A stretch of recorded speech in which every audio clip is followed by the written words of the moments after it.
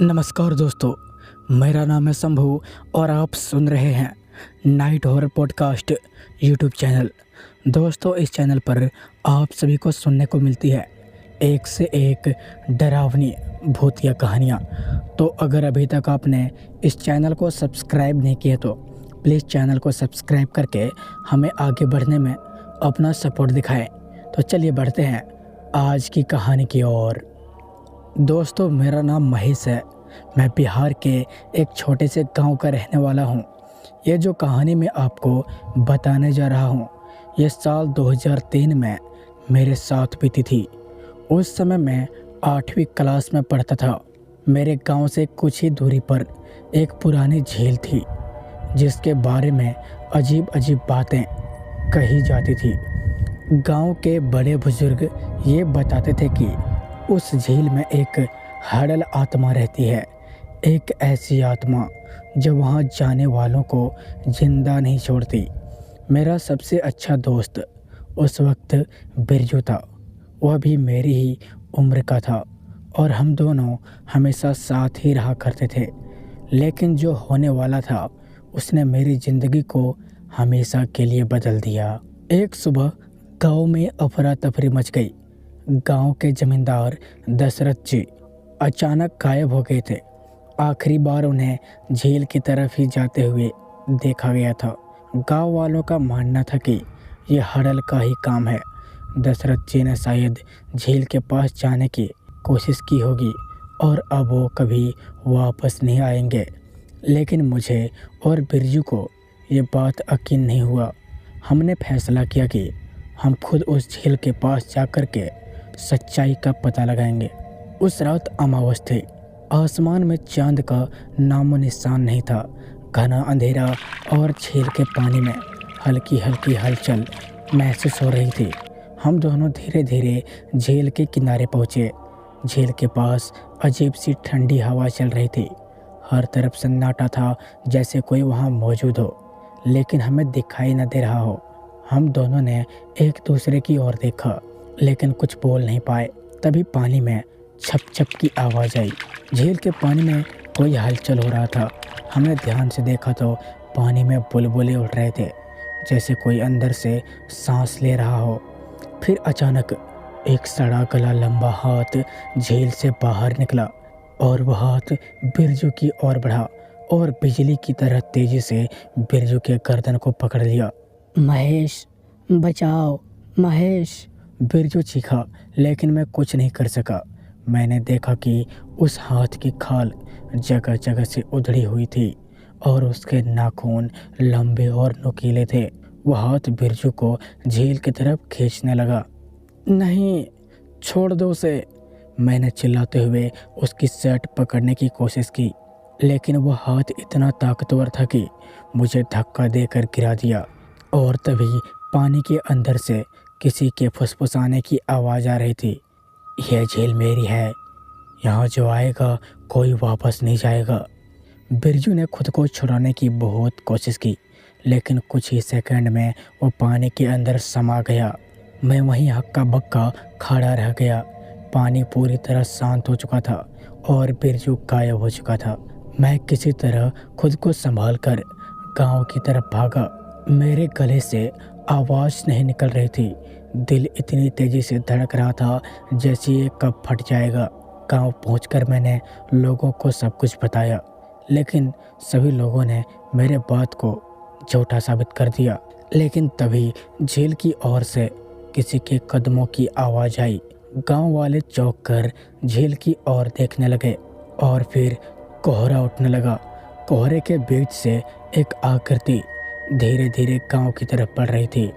गांव वाले झील की तरफ टकटकी लगाए देख रहे थे।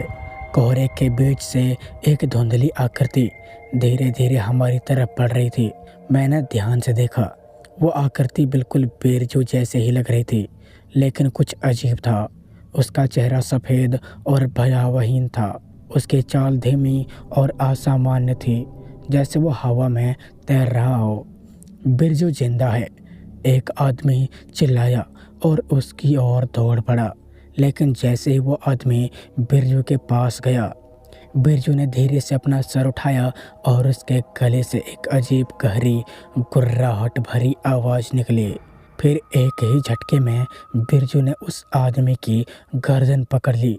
बिरजू, छोड़ दे उसे, मैंने कांपती हुई आवाज़ में कहा। लेकिन वह बिरजू नहीं था। उसकी आंखें एकदम काली हो चुकी थी और उसकी अंगुलियां लंबी और नुकीली लग रही थी, जैसे वो इंसान नहीं बल्कि कोई शैतान हो। उसने उस आदमी को जोर से धक्का दिया और गांव की ओर बढ़ने लगा। अब गांव वालों को समझ आ चुका था कि कुछ बहुत गलत हुआ है। सब लोग भागने लगे। घरों के दरवाजे बंद कर दिए गए। मैं भी दौड़कर घर पहुंचा और मेरी भी सांसें तेज हो गई। मेरी माँ घबराई हुई थी कि क्या हुआ महेश। मैं कुछ कह पाता इससे पहले ही बाहर से किसी के चीखने की आवाज़ आई। हम खिड़की के पास गए और देखे कि बिरजू गांव के हर घर के दरवाजे खटखटा रहा था। वो धीरे धीरे एक दरवाजे के सामने जाता, अपना सिर घुमाता और फिर आगे बढ़ जाता और फिर वो मेरे घर के दरवाजे पर आ गया। महेश, बाहर आ जाओ, वो मेरी ही आवाज़ में बोल रहा था। मेरी माँ को समझ आ चुका था कि अब कोई साधारण उपाय नहीं चलेगा।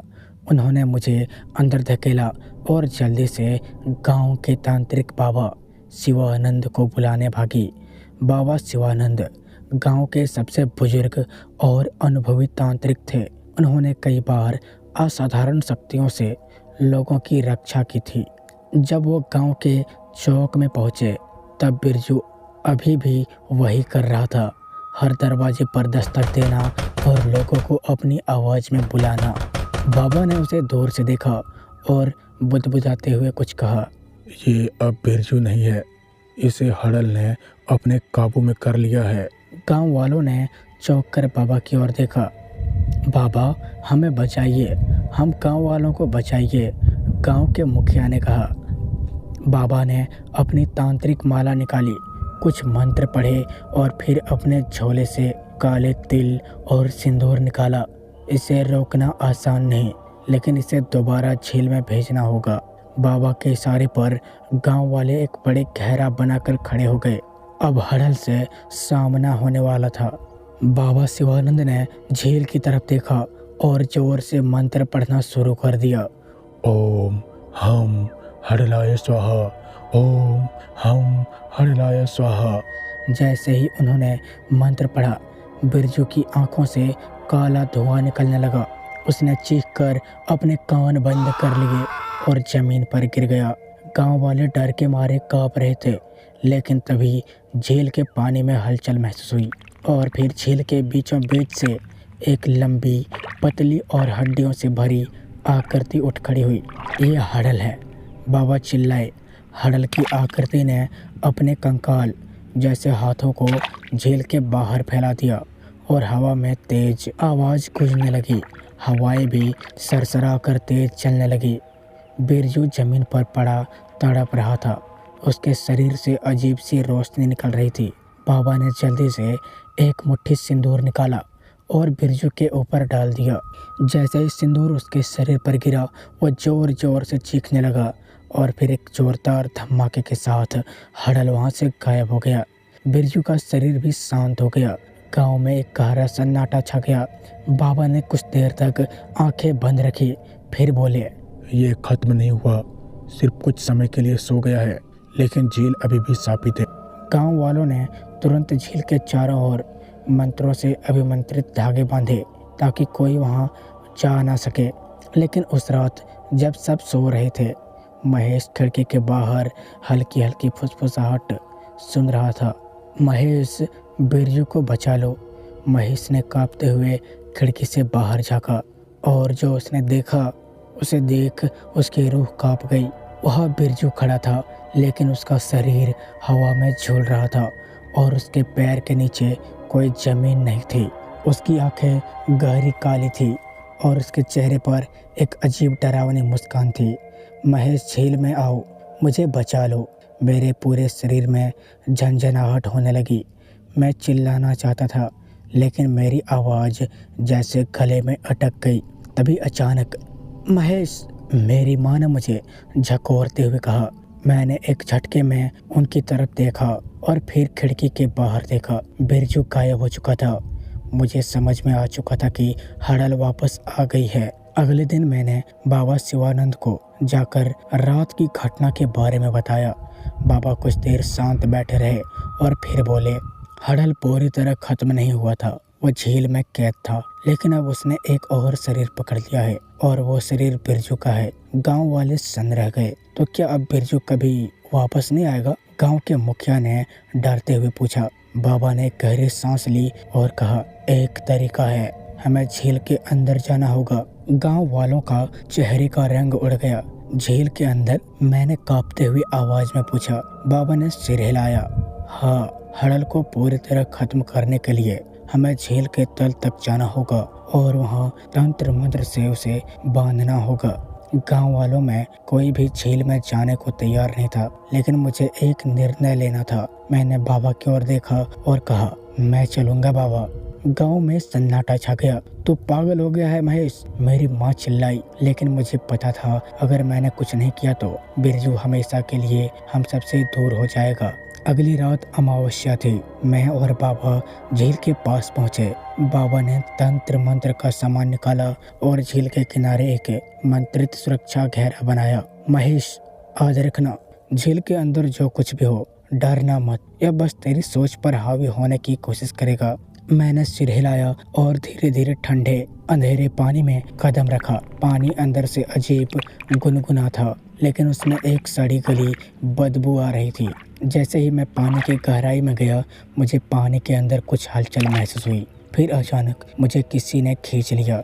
झील के अंदर का रहस्य देखकर मैं चौंक हो गया। मैं तेजी से नीचे खींचता जा रहा था। अचानक मुझे बिरजू दिखाई दिया, लेकिन ये बिरजू नहीं था। उसका शरीर काला और विकृत हो चुका था और उसकी आंखों से लाल रोशनी निकल रही थी। तो मुझे बचाने आया है महेश? उसकी आवाज अब भी वैसे ही थी, लेकिन उसमें एक गहरी गूंज थी। बिरजू, मैं तुझे यहाँ से निकालने आया हूँ। लेकिन जैसे ही मैंने उसके हाथ की ओर अपना हाथ आगे बढ़ाया, उसका शरीर पूरी काली धुंध में बदल गया और फिर झील के तल से एक भयानक आकृति निकली। हड़ल अपने असली रूप में मेरे सामने था। वो 10 फीट लंबा, कंकाल जैसा शरीर, चमड़े से ढकी हड्डियां और गहरे लाल जलती आंखों के साथ मेरे सामने खड़ा था। तेरी हिम्मत कैसे हुई मुझे रोकने की? उसकी गूंजती हुई आवाज ने झील के पानी को हिला दिया।